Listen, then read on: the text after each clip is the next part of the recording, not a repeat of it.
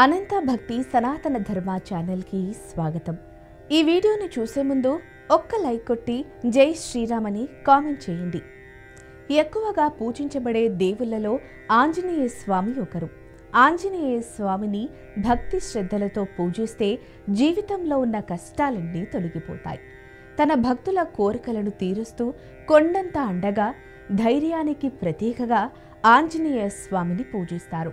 ఆంజనేయ స్వామి బ్రహ్మచర్యుడు కాబట్టి హనుమంతుని ఆలయాలకు వెళ్ళినప్పుడు పొరపాటున కూడా కొన్ని తప్పులను చేయకూడదు. మనం తెలియక చేసే కొన్ని తప్పులు మన ఇంటికి దరిద్రాన్ని తెచ్చిపెడతాయి. కాబట్టి హనుమంతుని ఆలయానికి వెళ్ళినప్పుడు ఎలాంటి నియమాలు పాటించాలి, పొరపాటున కూడా చేయకూడని తప్పుల గురించి ఈ వీడియోలో తెలుసుకుందాం. ముందుగా ఈ వీడియోకి ఒక లైక్ కొట్టి మన ఛానల్ని సబ్స్క్రైబ్ చేసుకోండి. లైక్ కొట్టడం మాత్రం అస్సలు మర్చిపోకండి. మనలో చాలా మంది దేవాలయాలకు వెళ్ళినప్పుడు దేవుని విగ్రహాలను ముట్టుకుని నమస్కారం చేస్తారు. కానీ హనుమంతుని ఆలయాలకు వెళ్ళినప్పుడు మాత్రం ఎట్టి పరిస్థితుల్లోనూ ఆంజనేయ స్వామి విగ్రహాన్ని ముట్టుకోకూడదు. మరీ ముఖ్యంగా పెళ్ళైన ఆడవారు పొరపాటున కూడా ఆంజనేయ స్వామిని తాకకూడదు.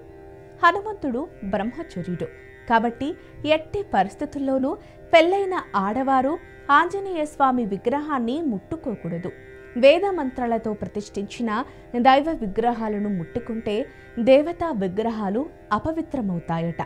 భక్తిపూర్వకంగా దేవుడికి నమస్కారం చేసుకుంటే చాలు.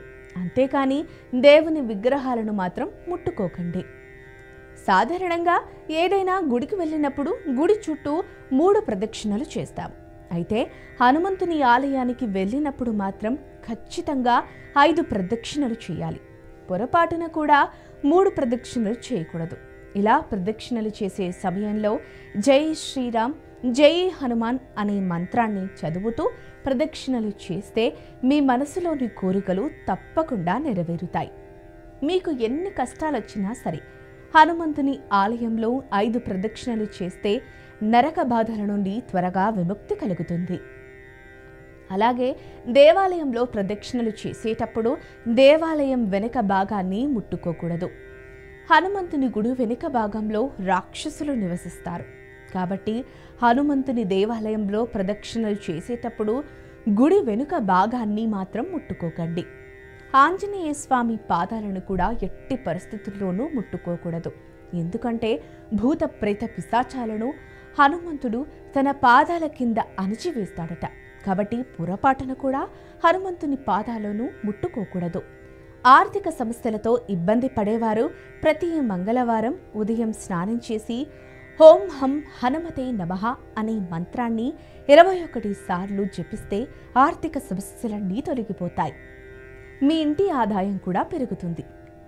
అలాగే ప్రతి మంగళవారం హనుమంతునికి 21 అరటి పండ్లను నివేదించి ఆ అరటి పండ్లను భక్తులకు ప్రసాదంగా పంచిపెడితే మొండి బాకీలన్నీ వసూలవుతాయి. ఇలా 3 మంగళవారాలు చేస్తే వెంటనే అప్పులు, సమస్యలు తీరిపోతాయి. ముఖ్యంగా ఆంజనేయ స్వామి ఆలయానికి వెళ్ళేవారు ఒంటి చేతులతో వెళ్ళకూడదు. హనుమంతుని కోసం తప్పకుండా 11 తమలపాకులను తీసుకొని వెళ్ళాలి. ఆంజనేయ స్వామికి తమలపాకులను సమర్పిస్తే అనంత కోటి పుణ్యఫలం సిద్ధిస్తుంది. ఇక గర్భగుడిలో అర్చన చేయించుకునేటప్పుడు చాలామంది గోత్రం పేరు మాత్రమే చెబుతారు. కానీ అర్చన చేయించుకునేటప్పుడు ముందుగా మీ గోత్రం పేరు, మీ ఇంటి పేరు, అలాగే నక్షత్రం పేరు చెప్పాలి. అప్పుడు మాత్రమే మీ అర్చనలకు పుణ్య ఫలితం దక్కుతుంది. ప్రతి మంగళవారం హనుమాన్ చాలీసాను చదివితే మీ ఇంటికి అఖండ రాజయోగం కలుగుతుంది. మీ ఇల్లంతా అష్టైశ్వర్యాలతో నిండిపోతుంది. తీరని కష్టాలతో ఇబ్బంది పడేవారు ఒక 40 రోజుల పాటు హనుమాన్ చాలీసాను చదవండి. మీ జీవితంలో ఉన్న కష్టాలన్నీ తొలగిపోయి మీ కుటుంబానికి సిరి సంపదలు చేకూరుతాయి. పంచముఖ ఆంజనేయ స్వామిని పూజిస్తే జాతక దోషాలన్నీ తొలగిపోతాయి. అయితే పూజ గది విడిగా లేనివారు పంచముఖ ఆంజనేయ స్వామి పటాన్ని ఇంట్లో పెట్టుకోకూడదు. అలాగే గర్భగుడిలో తీర్థం తీసుకున్నాక ఎంగిలి చేతిని తలపై రాసుకోకూడదు. అలా చేస్తే దరిద్రం వెంటాడుతుంది. ఇక గుడి నుండి ఇంటికొచ్చాక వెంటనే కాళ్ళు కడుక్కోకూడదు. ముందుగా ఇంట్లోకి ప్రవేశించి తర్వాత కాళ్ళు శుభ్రం చేసుకోవాలి. ప్రతి ఒక్కరికి సొంతింటి కల ఉంటుంది. మీ ఇంటి ఆదాయం రెట్టింపు కావాలన్నా, మీ సొంతింటి కల త్వరగా నెరవేరాలన్నా ప్రతి మంగళవారం హనుమంతుని ఆలయానికి వెళ్ళి హనుమంతునికి ఇష్టమైన వడమాలను సమర్పిస్తే మీ సొంతింటి కల త్వరగా నెరవేరుతుంది.